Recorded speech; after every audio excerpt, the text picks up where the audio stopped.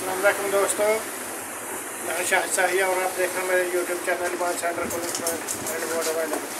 दोस्तों ये एक छत वाला पंखा है, तो इसको खोलने लगे हैं।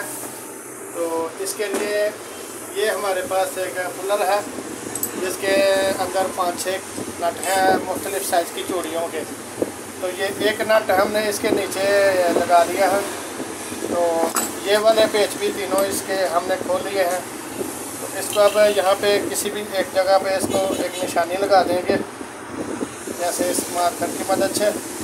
तो अब ये जो इसका राड है इसके अंदर इसको लगा के तो टाइट करेंगे इस तरीके से।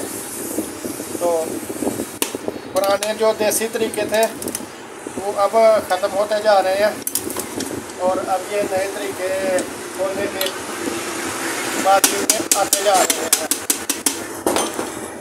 तो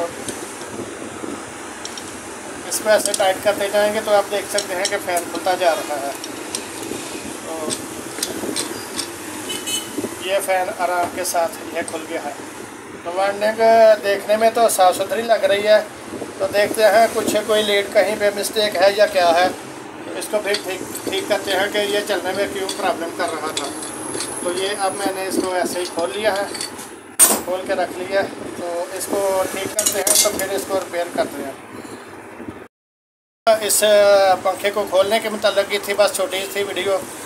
तो बस आपसे लास्ट में यही गुजारिश है कि जिन लोगों ने अभी तक मेरे चैनल को नहीं सब्सक्राइब किया वो मेरे चैनल को सब्सक्राइब कर लें।